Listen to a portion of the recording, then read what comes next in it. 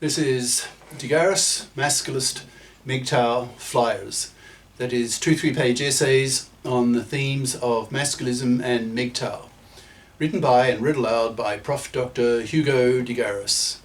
This is part 2 of the flyer number 365, entitled The Alternative to Bullets, the Masculist Crushing of Feminazi Ideas. Carrying straight on. So, what are some of the core third-wave feminist ideas that need to be destroyed by the masculists, particularly by the masculist scientists who use science to back up their masculist claims? Most feminists are both inscienate and innumerate. That is, they are unable to think scientifically due to their ignorance of science, and are innumerate, that is, unable to think mathematically, because they found math thinking too hard and dropped math as soon as they could at school. Many of the feminists' ideas are simply scientifically false. For example, that women are as capable as men, as smart as men, able to achieve at male levels if given equal opportunities. It's true that men's and women's performance score distributions overlap to a large extent. So for most of the population, the equal ability of the sexes claim of the feminists is valid. But it's not true at the top end of the performance scale, where men dominate, and hence men have higher status in society than women, because women are incapable of performing at the genius level, which is dominated by men. Why is this? The answers I'm about to give should be part of everyone's general knowledge, because such knowledge influences strongly one's gender political attitudes. Firstly, women are dumber than men by 4 IQ points. That is, women have an average IQ 4 IQ points lower than men's. This is due very probably to women's hypergamy, that is, the female instinct to mate up with superior men, who give women their superior DNA for her kids, so that her kids have superior DNA to hers. And that is obviously good for the species, so evolved. All women have it. With women sexually selecting men who were smarter than they were for thousands of generations, it's not surprising that men are smarter than women. So it's no surprise that men have won 99% of the Science Nobel Prizes and virtually all the major math prizes. What is being said here is that women lack genius. Women can't compete with men at the genius end. So in all societies, it's men who are the highest of flyers, the greatest achievers. Women have 10% smaller brains than men, which is a lot, like taking an ice cream scoop out of the male brain. So it's not surprising that elite males look upon women as having child minds, unable to see the bigger, more abstract picture. Male condescension of women has a biological basis. It is valid. Women have a 10% lower IQ variance, that is, their IQ scores over a whole population, millions of people, is more bunched up than men's, which are more spread out. So the female bell curve is thinner and taller, while the male bell curve is fatter and shorter. So men dominate the numbers of morons and genii. With men having a higher IQ variance and a higher average IQ, women will never be able to compete with the top scoring men until women are genetically engineered. Men have much higher testosterone levels in their blood than women, so are more aggressive, ambitious, more dogged, more persistent, so achieve far more than women. So men, therefore, are given higher status in society than women. Men deserve this higher status for the simple reason that they achieve more, do more, accomplish more. Women, with their 10% smaller brains, don't build anything, invent anything, create anything. Women have always been parasites of men. Women evolved to be baby factories and child raisers, so had to be tolerated by men due to women's two traditional monopolies, namely of vagina and womb. Just as the male invention of the contraceptive pill shook up sex roles, so will be the near-male engineering of the sex bots and art wombs, that is, the sex robots and the artificial wombs. The sex bots are coming onto the market now, with their luscious curves, their film star faces, their creamy, grippy vaginas, and increasingly equipped with an AI-based conversational ability with personalities that are pleasing to men, who don't nag, don't control, don't behave irrationally, emotionally, hysterically. Japanese scientists have already grown a goat in an art womb, so human babies aren't far off. When men can grow their own kids and prefer to sex their bots rather than yuckers, fuffs, then women will then be clawing at each other in desperate competition for men's dwindling attention. Misandrist-style feminism will die out because such women will be the first to be utterly rejected by men. In light of all the above, it should be obvious to anyone that women are not men's equals, not at the top level of performance at least. Everyone should know this, but the feminists have brainwashed society that women are men's equals and don't care about scientific reality. Most feminists are PC is cyanate fairies, that is cyanate and hence fairies, as in living in a fairyland, believing what they want to believe without evidence, which makes them no better than religionists or flat earthers, and hence are given the same low level of credibility by masculist scientists who are out to destroy core third wave feminist beliefs. Another major idea of the third wave feminists is that the patriarchy needs to be destroyed. And third wave feminism is largely all about that. That is, how to give women a lot more power, real power. For example, by bringing in sex quotas.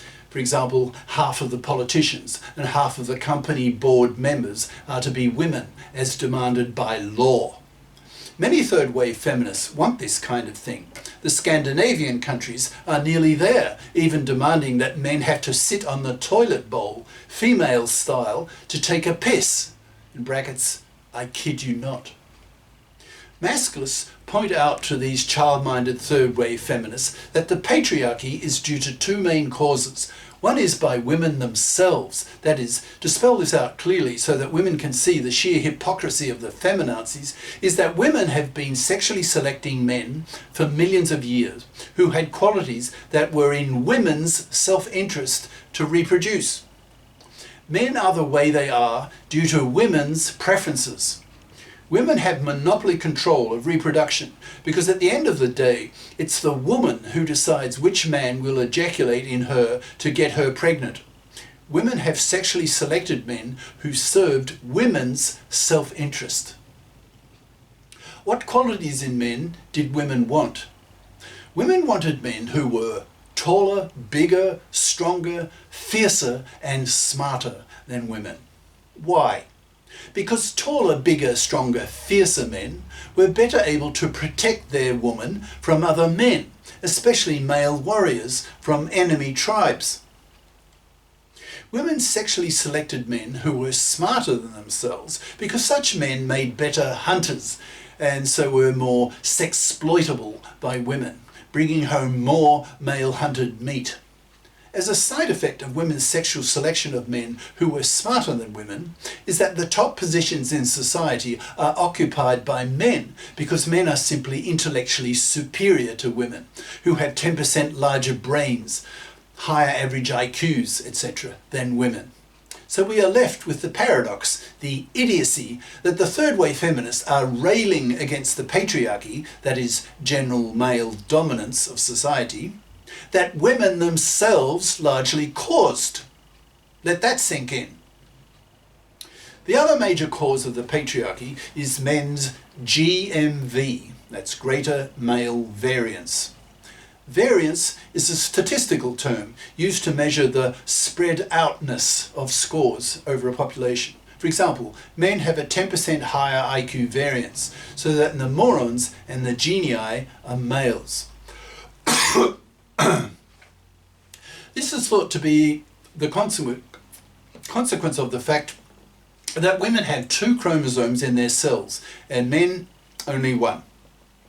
The X chromosome is one of the largest, and the Y chromosome easily the smallest. So the X chromosome is about 6 times larger than the Y chromosome. The X chromosome contains about 1,200 genes, and the Y chromosome only about 200. So the single male X chromosome will have more recessive genes activated than the 2 X chromosomes of the female. So a greater variety of genes, recessive and dominant, will be expressed in men than women. So men will have greater variance in just about anything measurable, including IQ. So GMV plus women's hypergamy account for why we live in a patriarchy. Everyone should know this. It should be part of every intelligent person's general knowledge so that they can sneer at the ignorance of the third wave Isinot fairy feminazis, the peasants of the 21st century.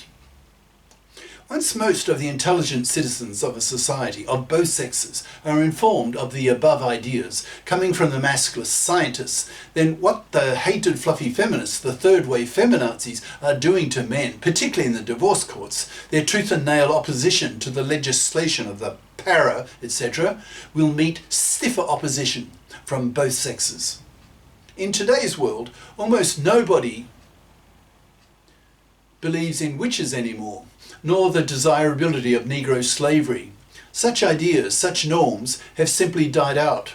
What masculist scientists need to do is to kill off belief in society of the Isinot claims of the feminazis, thus making it much easier for the gender laws to be menfaired, so that men are more prepared to be fathers again, so that the birth rate reaches the replacement rate of 2.1 children per woman.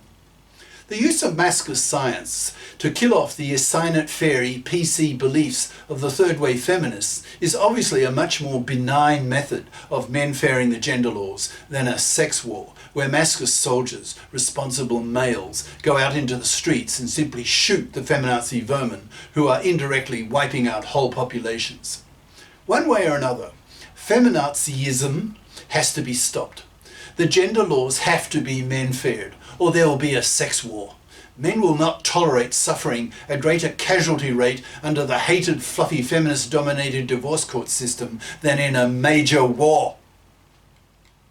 Men will soon explode, pick up rifles, go out into the street and shoot the feminazi vermin. There will be a revolution. Men will kill women. That is, masculist soldiers will kill feminazi vermin, whom masculists see as hypocritical, indirect genociders. Everyone agrees that the masculist scientist approach of destroying the core beliefs of the third wave feminists is far more preferable to a sex war. With the first approach, it's only the ideas of the third wave feminazi genociders that are killed off. In the second approach, that is the sex war, it is the feminazi genociders themselves who will be killed off by masculist soldiers, who, in capital letters, will not tolerate that these feminazi bitches wipe out whole populations. Cheers. Prof. Dr. Hugo de Garis. Email profhugodegaris@yahoo.com. Website profhugodegaris.wordpress.com. Author of the book Masculism, Men's Rebellion Against Being Man-Slaves to Women, an e-textbook of 360 plus masculist flyers for men's studies courses. Freely downloadable in Microsoft Word format from my website. Ciao.